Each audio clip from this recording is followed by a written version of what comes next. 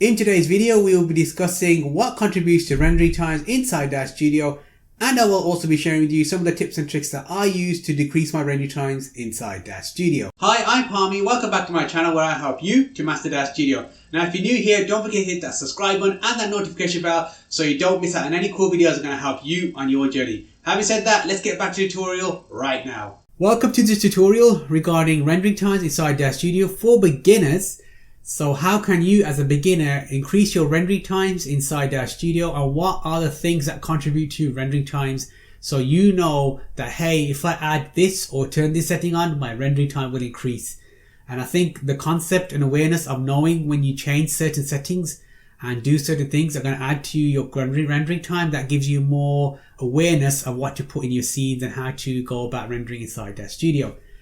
Now, the reason why I'm creating this tutorial is because when I created the original beginner's guide a year ago, I didn't cover the rendering. And the reason why I didn't cover the rendering because I didn't know anything about rendering options or settings and how all the things inside Daz Studio contribute to your rendering time. And now, a year and a bit later, I've got more awareness, more knowledge, and I'm going to share that with you. So the first thing I want to start off with is what's inside our viewport here. So as you can see in my scene tab, you can see all the things that are inside. Now, all the things inside my scene tab in my viewport here are going to contribute to my rendering time. So I've got two characters here. Now, with the two characters, we've also got the hair, we've also got the clothing, we've got the swords here, we've got some background texturing here, we've got some building, we've got some lights. All these things are going to contribute to the rendering time.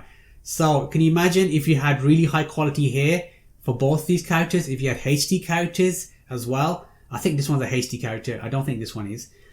So the more kind of polygons these characters have, these things in your scene, these props in your scenes, the longer it's going to take to render. So you really got to take that into consideration.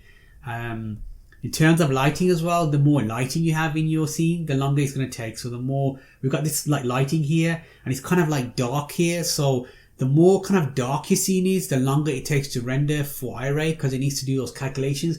So the more brighter your scene is, the kind of less time it takes to render. It's not like, I can't give you specific times, so it really depends what's in your scene. So I can't say like, hey, if you add one extra spotlight or take away one spotlight, your rendering time will go from 2 hours to 1 hour 30. There's no such thing as that. It's very specific to what's in your scene and what you have in your scene. So now that we covered the very basics of what's inside your viewport, one thing you can do to speed up your rendering time is delete things that are not in this actual frame here. So my frame here, this white outline here, everything inside this white outline will be rendered. So anything outside of this white outline, there's no need for it in the scene. It's just taking up memory. So all the stuff inside this viewport is taking up memory. So if I deleted, say, this group 3, I think these are just lighting, so emissive lighting. So if I deleted that, you'll see that with the Iray preview, it's going to go grey. It's going to redo the calculations because, hey, we've saved a bit of memory now. It's going to redraw everything. So that is one way you can do it. By hiding objects, it's not going to do anything. If you hide the object like this in the scene tab, it's not going to save any memory. It's still there. It's still going to count in your rendering, total rendering geometry size of your scene. And then when you hit that render button, it's still going to render it. It's weird, I know, but it doesn't really remove it. So the best way to remove it is to actually delete it from your scene tab. One other thing I want to cover as well is the draw styles. So I highly recommend you kind of stay in texture shaded for like 90%, probably 95% of what you're doing. It just moves a lot smoother and you can see all the colors and everything and what it's going to look like. It gives you a very good indication of what your scene's going to look like. Apart from the lighting, obviously, you can see to make sure you're posing in the right position and everything. If you need to, if it's find that it's slow here when you're doing this, consider going down to a lower draw style, so smooth shading maybe, where you don't have the colors, so you can kind of you can move around more. And even if you have to go down to wireframe, then you have to go to wireframe. Actually, wireframe is not probably a good one. Hidden line is probably the best. So by decreasing all that, you'll be able to move more in the actual scene, your camera.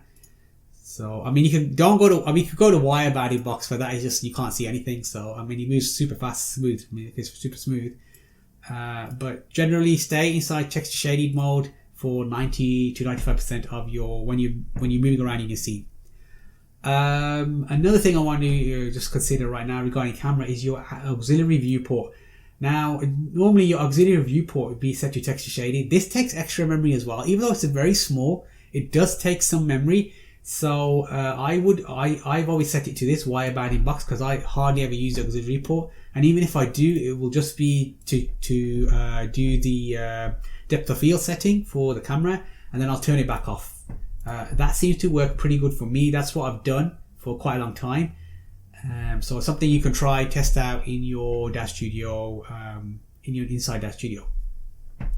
So while we're here inside the scene tab and we're covering the concept of lights, let's go very quickly as to which types of lights are going to increase your rendering time. So we have a spotlight. So I'm going to do a really bad drawing of a spotlight here, but we've got a spotlight here, for example.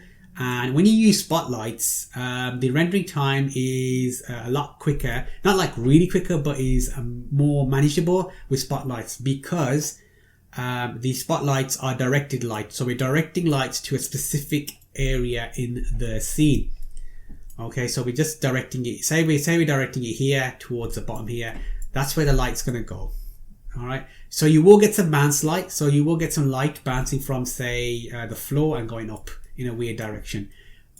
Okay, you will get that. You'll get that with you get that with all sorts of light. But because it's controlled, it's not going to go all over the place, and you are pointing in a specific direction. Therefore, the render time will be slightly quicker. If you use a point light, so point light is like the sun or a disco ball, lights going in all directions, 360 degrees. Okay, unlike the spotlight, we are directing it in this area here. This is going to go all over your scene. So you can imagine the amount of calculations Iray needs to do to calculate all the directions. So it's calculating all this everywhere, and it is bouncing off everything, and it has to do all the calculations. So that's going to take a lot longer to render if you were just using spotlights. Now again, I can't say how long it's going to take. I can't give you definitive times because it all depends on what's in your scene. But just know that if you're using point lights, your rendering time is going to increase. The same if you use emissive lighting. So say this floor section here was emissive, that's going to go 360 degrees as well. Well, probably 180, but it's still going to go in all directions. It's not directed. We don't have control over the light. It's just going to go everywhere. So again, that's going to take more longer to render as well. So take that into consideration when you're using these lights. So when you're using these lights, your emissive here, you have your point light here, and spotlights. Just know that when you're using these lights, your rendering times will increase, decrease, depending on how you use them in the scene. So one of the things I've done is, because I'm doing very render heavy scenes in terms of props and things in my scene from a comic book, I've had to change a few of the settings. So these settings I've changed are edit, preferences, and go into interface here. And I've changed some of these settings. I've turned them to off. So all these settings here, as you can see, are the ones that I have done. And this has helped me to navigate more in my very render heavy scenes, my very texture heavy scenes. And these are the ones that I've turned off. So these ones here turned off. Display optimization I set it to best. I think it was set to better before best, and that may increase it. So I highly recommend you try these settings in your DAZSTUDIO. They may make a significant improvement in your way to move around in the scene. So I highly recommend you do that. These settings here. So just have a look at these settings, turn them on, and see if they work for you. Highly recommend you try it, and they may work, they may not, but you don't know until you try. So everything you add into your scene increases the size. So if I hit the render button now, just as it is, over here, the only way you can tell how much geometry size is in your scene is here. So very quickly, if you look here as my mouse is, it'll pop up very quickly, very shortly. Just wait for it to do it, doing the calculations. Just give it a second. There it is. So here it's telling me now 240 megabytes for device 0 and 240 megabytes for device 1. So device 0 is my NVIDIA graphics card, and my device 1 is the other NVIDIA graphics card that I've got. So I've got two. So you can see it's only 240 megabytes. It's going to render it very quickly, which means it's not going to dump it to CPU. It's going to use my graphics card because my RAM on my graphics card is 8 gigabytes. So it can handle all that, and it will just burn through this render very quickly. So that's the only way you can tell how much memory you've got in your scene when you hit that render button. So let's move on to the render settings now. And let's just go to advanced first. So advanced, render settings and advanced here, the tab here. Click here. So what you want to do is make sure for photoreal devices and interactive devices you have your graphics card ticked.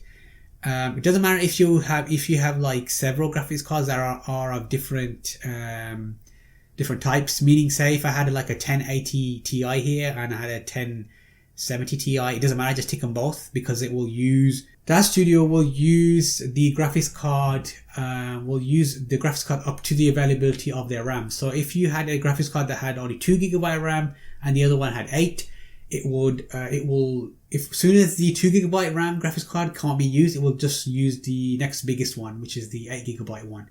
So it will automatically make that decision for you. Now the settings here, I haven't ticked CPU for either of these because if you tick CPU, it will automatically use CPU. It won't even use your graphics card if you have it. So make sure you have an NVIDIA GeForce graphics card. It doesn't work with ATI or Radeon graphics card or your inbuilt graphics card, your Intel graphics card. No, it doesn't use that whatsoever. So you need a dedicated graphics card. So if I tick CPU on this, it will just use CPU to do rendering, and I don't want that. Optics Prime acceleration. I've tried that for me. It depends on your machine really. I've ticked that and I've done the rendering, and it hasn't really made a difference in terms of rendering time for me personally. It is very machine dependent and what you're doing in Daz Studio, so you have to test it out for yourself. Unfortunately, you'll find forums on Daz 3D forums, posts on there suggesting to turn it on. Some people say turn it on, some people turn it off. Again, it really depends on your machine. It's not I can't just say turn it on and it's going to fix a lot of things. It won't. It's not like that, unfortunately. So it's a case of testing. So now you know you have this option here. I highly recommend you test it. Now the kind of times you're looking for, you're not going to get like crazy times. So if you turn this on and you realize it's faster rendering for you, it's not going to be like, an example is you had say a render that takes 2 hours and now it's only going to take 1 hour 30. It's going to be something like a render that took 2 hours.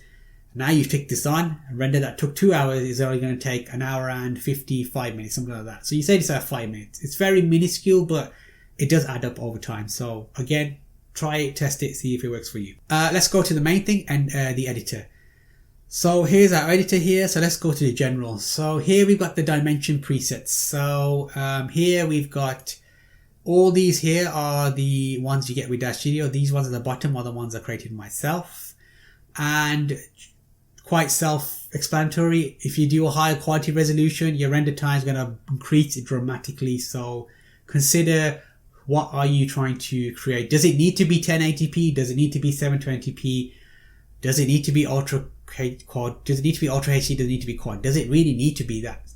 It probably doesn't need to be. If you post it for Instagram, 1080 by 1080, perfect. That's all it needs to be. And that will do. You can even go smaller than that if you wanted to, 800 by 800 pixels if you wanted to, because it's so small on the screen, it doesn't really matter that much. You won't notice it really in terms of the settings. I mean, I use this 1080 by 1080 for all my Instagram posts, and they are high quality anyway. For the thumbnails that I create for YouTube, I use the full HD because I need to get that widescreen format, and to have the thumbnails are in widescreen. And because the videos in widescreen that I do as well, so I do have full HD. I probably don't need to use full HD, but it's just something I've used. So yeah, so consider what size you need. You don't need to go full HD all the time. Again, if you go full HD, it's going to take longer to render. Let's go to render mode now. So render mode, we have two options here. We have photoreal and interactive. So photoreal is the default, which is when I hit that render button, it's going to render it to the highest quality available with all the lovely bounce light going everywhere and all the crazy shadows and all the wonderful lighting effects and all the reflections we have on our sword, etc. If we do interactive, what happens is that is like a cut down version of lighting. You also have extra options here for shadows and lightings, and you can play around with these. I'm not going to go into these settings. But what you need to know is when you go interactive mode, it kind of reduces the lighting and the quality of the skin and certain things in your scene. Now this also depends on what's in your scene, the kind of lighting you have, the characters you have. It basically makes the rendering a lot quicker. Again, can't say by how much because it depends on what's in your scene and the power of your machine, etc, etc. But you can try it and see what difference it makes. Generally, I don't use interactive. I've never used interactive. but it is something to consider if your machine is very low spec or not rendering as quick as you want it to. You could try interactive, and if it doesn't make much of a difference, go with interactive. It's really cool. Try that. So it's an option there for you to try that out. Now, progressive rendering. This is a big one. I'm not going to go into all the settings because this is not a tutorial based on advanced settings or anything like that. And in all honesty, what you're looking at right now, this is exactly what I use. I don't fiddle with these settings because it's just no point, especially when you're a beginner. Increasing all these options here are not going to decrease the rendering speed. They're going to actually increase the rendering speed. So the default settings that they already are at is what you're stuck with really in terms of rendering, which are these gray values here. The only one I turn up is max samples, so I don't really mess with the settings. I don't have the need to. As you can tell from all the renders that I do, the majority of the stuff I do is in Photoshop. I go in there and I tinker with the filters and everything, and I create awesome stuff in Photoshop. So these are the actual settings I use. So if you want to use these settings and you like the way my artwork looks, this is the settings that I use, and nothing fancy, nothing magical. So as a beginner, I'll just go over this very briefly. If you turn these settings up, like rendering quality to like 5 or something, or even to 2, or even to 1.5, your rendering time is going to increase. It's quite simple. You're asking the Iray engine to spend more time rendering this scene, and it's going to do that. And in terms of rendering Iray doesn't actually know when to stop rendering. It will keep on rendering until infinity. This is why we have these options here. If we never had these options, if we never had rendering quality on, this quality enable. So if we do rendering quality enable, it will use these settings here to calculate when to stop, so to speak. If I turn that off, then it will fall back to these settings here. Max samples and max time. It will fall back to max samples and max time. So whatever it reaches here out of these two first, it will then stop. So if it reaches a max samples 15,000 first, it will stop rendering. If it reaches 7,200 seconds, which is 2 hours, it will stop.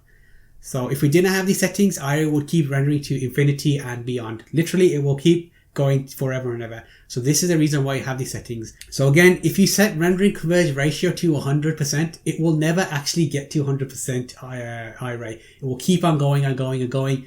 And then you would obviously press cancel on the render to say, hey, I'm happy with the render, I'm going to cancel it, and then take it into Photoshop or GIMP and do your magic, basically.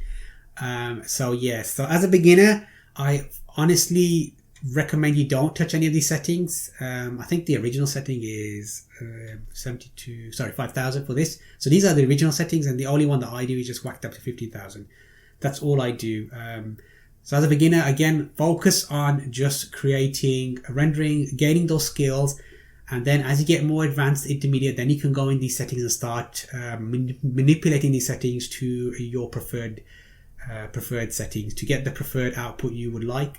Okay, cool. So I'm not going to go through all these settings. So alpha, I'm not going to go through that because honestly, I don't know what it does. If I don't know what it does, I'm not going to tell you what it does because I don't know. Optimization. So causistic sampler and architectural sampler. When you turn these settings on, again, your rendering time will increase. So again, consider that. Do you really need causistics on? Do we really need that fancy lighting? Do we really need this super realistic lighting all the time? No, we don't. We don't need super realistic lighting all the time. So again, consider that when you are doing your rendering. Filtering. Very basic. I'm just going to go through this. So these are kind of like the default settings. I think post denoiser available is off. So it looks like this when you're a beginner, the setting here. So when you turn this on, it gives you the option of turning on post denoiser. And all that does is when you turn this setting on, it will increase the rendering time a bit, but it will remove the grain from your renders. So if you don't have this on, you will have grainy renders. So I highly recommend you turn this on.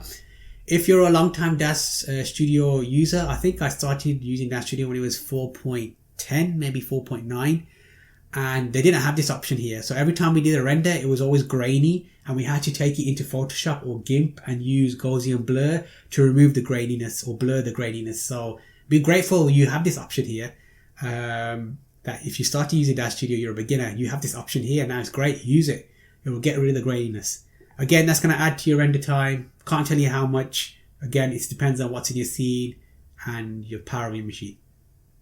Another thing that will increase render time is the bloom filter enable. So you turn this on, your render time will increase significantly because it has to do the extra calculations for bloom lighting effects.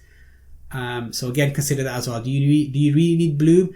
In all honesty, you could add bloom inside Photoshop, which is what most people do anyway, because you have more control in Photoshop over the bloom and where you want to apply it. With bloom in DAZSTUDIO, it kind of applies it to every lighting source and everything it hits. You can't really control and say, hey, for this spotlight only, I want to use bloom. It doesn't work like that.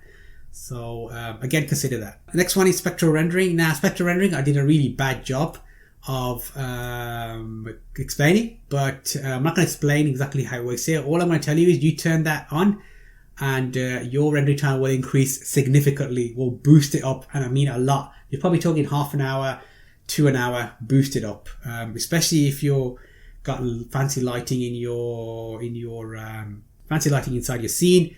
It will boost it up. So consider, do you need spectral rendering? In all honesty, spectral rendering, 90% of the time you don't want to use it anyway. Not even 90% of the time, 99% of the time you don't want to use it unless there's a specific reason you need to use it. I would have that off. So definitely don't use that. And last but not least, tone mapping. So tone mapping, once you start using these tone mapping settings, which I do use quite a lot, that's going to increase the render time as well. Again, I can't say how much it's going to increase it by because it depends on your scene again and your processing power of your computer as well. So it's very machine dependent. And these settings you could do in Photoshop and GIMP anyway, but I find that for really good results, it's better to use tone mapping inside DAZSTUDIO for specific things, specific results. So this is what I use. These are not the general settings. This is just a setting I use for this specific scene. So these normally change depending on what I want in my scene. So I hope this video has helped you beginners understand how rendering works inside DAZSTUDIO and what really contributes to rendering times inside DAZSTUDIO with the Iray render engine. In all honesty, to decrease your render times, you're going to have to invest in a graphics card. So I highly recommend you do your homework regarding that. I would say a minimum of 4 GB of RAM for your graphics card. If you are doing just portraits, you should be fine. And if you're doing something a bit more like me, comic books, or doing more background heavy kind of stuff, then at least invest in a 6 to 8 GB graphics card. That's the only way you're going to decrease your rendering times, because Iray is a very resource intensive render engine. Now, moving on from that, we have got a competition. So I don't know if you checked out the YouTube community post, but there is a competition that I'm running right now just to brighten everybody's day up through this little period that we're going through, this pandemic coronavirus. I want to give everyone a smiley face. So what I want you to do actually, this competition, is send me your best render to the email address below. And what we will do is we will pick 3 winners, and each one of the 3 winners will win a $50 DAZ 3D gift card. And that will be sent to you, the 3 winners. Now, your competition entries must be done by the 25th of April, 2020. If you send me your email on 26th of April, I will not accept your entry. So that is the deadline. And competition winners will be announced on the 30th of April, 2020. And I will announce them on YouTube. So I'll do a little video on YouTube, IGTV, and on Instagram as well. So look out for that as well. So I've already received 2 entries already, and they are looking very good. So even I might struggle to get into the top 3 with those 2 entries. So I really encourage you to have a little fun. Try your best render, send it to me through the email down below as well. Don't forget to put your name and your email address in there as well, in the actual email when you send me your render, so I can send the gift card to the correct email address. I don't want to send it to the wrong email address or anything like that, because I know some people don't use the same email address when they are signing up for things, and that's cool. I do that as well. Another thing is, very quickly, a little extra is you can use Postwork if you want to. So if you want to use your Postwork skills and make enhance your renders, you can do that. I'm cool with that. I'm happy with that because I do that all the time. So I'm cool if you want to do that as well. So if you want to use fancy filters, go ahead and use the fancy filters. Now, coming to the comment of the week. We've got so many comments, I didn't know which one to pick, so I picked up here David Davis. Thank you very much for your comment here, very much appreciated. I got so many comments, I didn't know which one to pick, and I just closed my eyes and was like, I'll pick that one, and that turned out to be David Davis. So David Davis, thank you very much for your comment. If you want your comment for comment of the week, then leave it down below as well. Make sure to leave a comment. Make sure to hit that subscribe button as well and that like button if you like this video. And I'll see you all in next week's video.